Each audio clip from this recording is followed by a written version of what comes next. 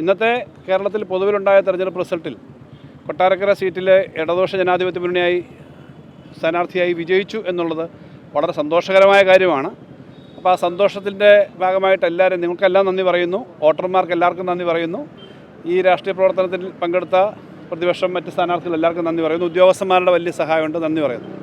പക്ഷേ ഈ തെരഞ്ഞെടുപ്പ് റിസൾട്ട് ആകെ നോക്കുമ്പോൾ ഇടതുപക്ഷ ജനാധിപത്യ മുന്നണിക്ക് വലിയൊരു തിരിച്ചടി ഉണ്ടായ തെരഞ്ഞെടുപ്പ് തന്നെയാണ്.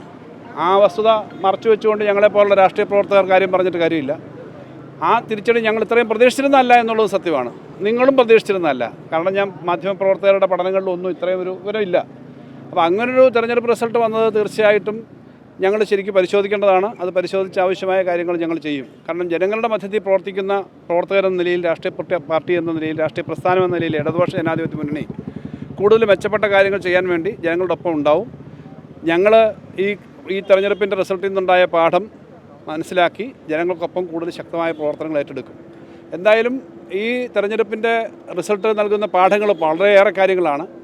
അത് നമുക്ക് കൂടുതൽ പരിശോധിക്കുകയും ചർച്ച ചെയ്യേണ്ടി വരും. ഞങ്ങളുടെ മുന്നണി എന്ന നിലയിലും വ്യക്തികളെന്ന നിലയിലും ഘടകങ്ങളെന്ന നിലയിലും ചർച്ച ചെയ്യും.